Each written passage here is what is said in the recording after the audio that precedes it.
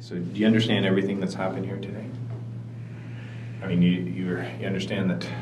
Yes, I'm being charged. Yeah, and you understand it's 2 counts of first-degree murder for both your children. You understand that?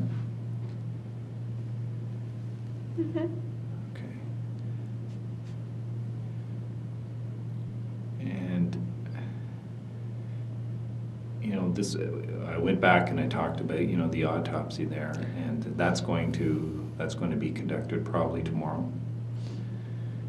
Just as long as they can have an open casket where their faces aren't chopped up or anything, please. Well, one of the things they have to go through and determine whether, in fact, this was a drowning death. And there's... They don't cut up their faces? No, they don't. But there may be other tests that they have to ensure. The only other reason that they might have to look at the face, that there might be other marks, is whether there was anything to do with strangulation or anything like that. Is there anything to do with that, strangulation? I didn't choke my children. You didn't choke your children? Okay. And I know you talked about when they're taking the baths, and there's no doubt in my mind. I know that you're responsible for their deaths. But one of the things is, you know, you mentioned about how your child was in the bath, and I believe it was Sophia went first, and you talked about how she panicked. Well, the reason that she's panicking is you're holding her down under the water.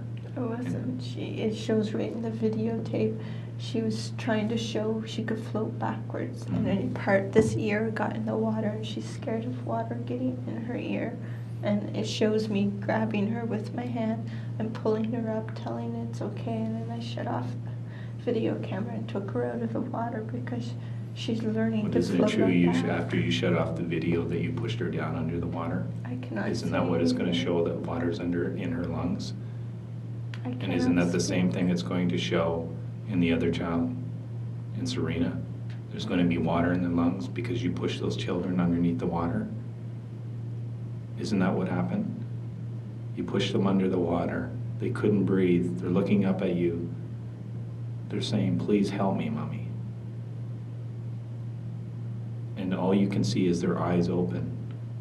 And they're looking and saying, "What are you doing, Mommy?" They can't breathe.